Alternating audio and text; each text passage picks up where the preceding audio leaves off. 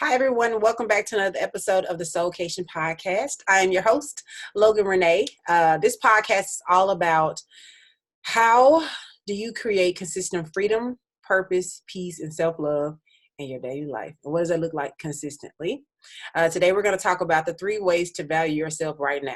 Not tomorrow, not next week. Now we find a man. Now we have a baby.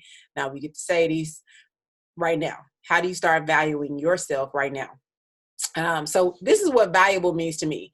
You see yourself as important, useful, and worthy. You see yourself as important, useful, and worthy. That's how you see yourself. Not after you get the award, not after somebody congratulates you for something. This is how you see yourself on a daily basis. So straight out the gate, how you value yourself more is take yourself just as serious as God does. Take yourself just as serious as God does, because he takes you seriously. So what does that mean? You take your goals seriously. You take your execution seriously. A lot of people write down stuff like, I'm going to do this, next year, I'm going to do this tomorrow. And we make all these, promises, and it sounds good. It sounds like we're impressing people. My favorite thing to do at a lot of my dinners is I always ask my friends, like, for my birthday, I was like, okay, so what's one thing that you must do next year? And what is one thing that you're already grateful for?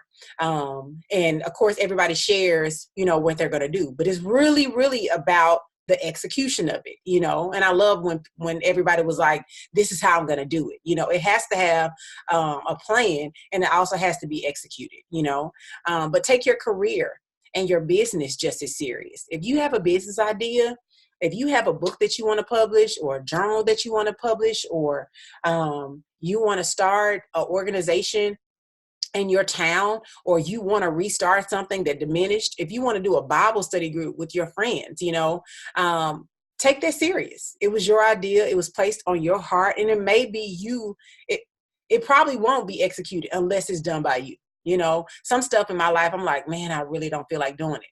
But when I think about it, clearly it's only bothering me, but everybody else is going to enjoy it. So it might be me that's called to do that, so take it just as serious as God takes you. When he created you, he put all these unique, special things, all these thoughts, he gave them to you inside of you. He didn't want you to be like the girl on IG or do your business like the girl on IG. He didn't want you to have her same color scheme. He didn't want you to have her body. He didn't want you to be dark skinned if you're light skinned. He didn't want you to be, caramel. And if he wanted you to be caramel, he would have made you caramel. Like a lot of times we want to change our skin color. We want to change how we look.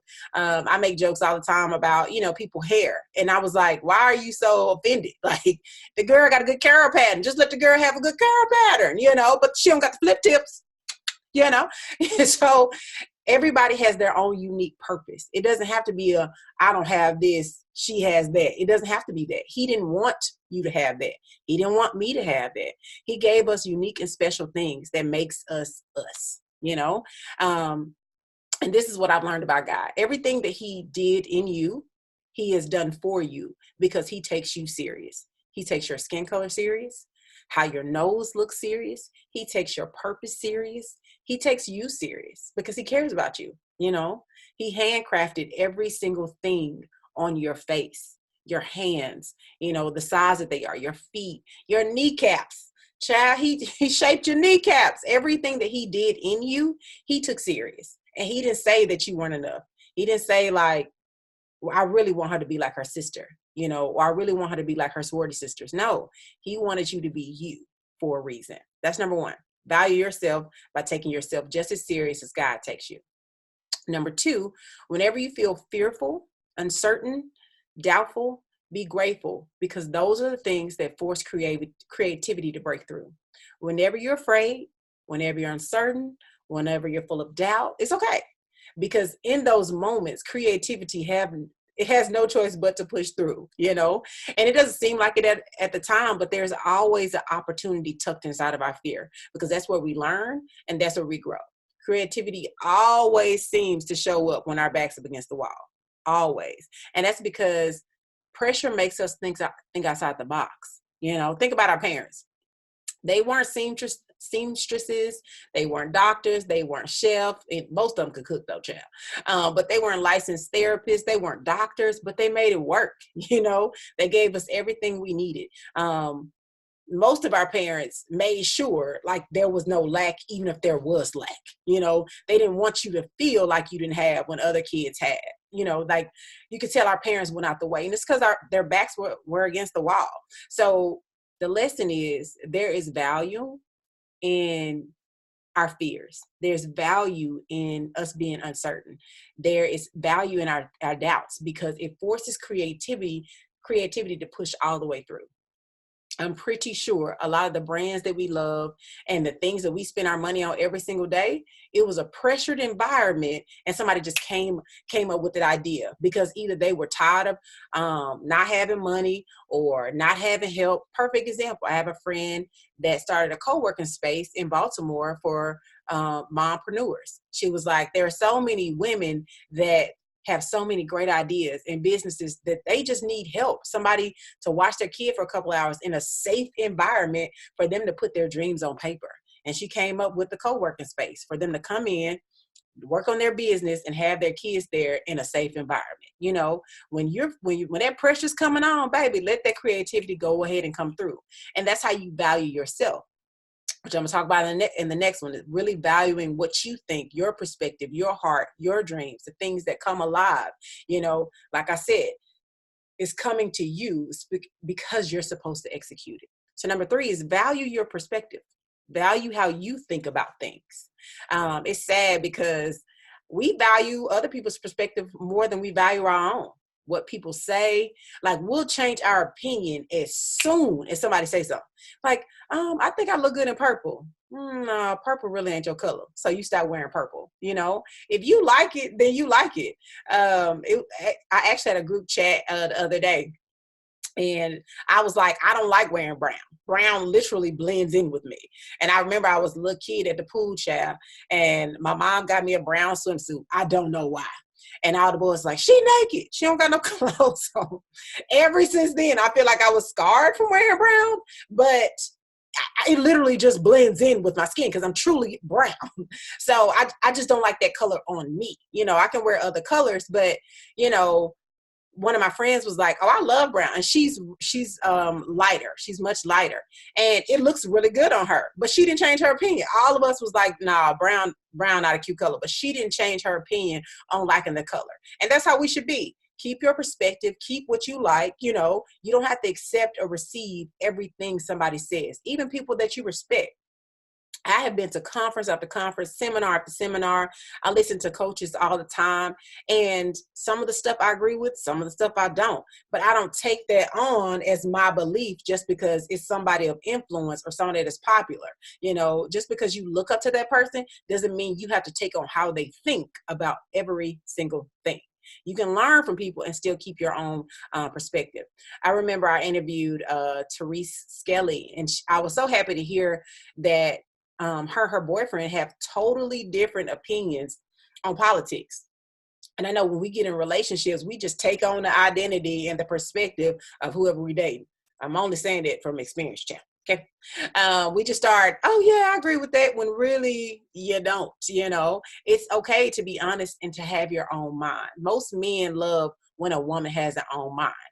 They're not just a yes woman or just agreeing with everything that he says. Keep your perspective. Valuing yourself is learning how to keep your own viewpoint, keep your own perspective, keeping your thoughts, and how you feel about things. There's nothing wrong with that, because how you think and how you see the world is valuable. Who else has your 100% perspective? Nobody but you.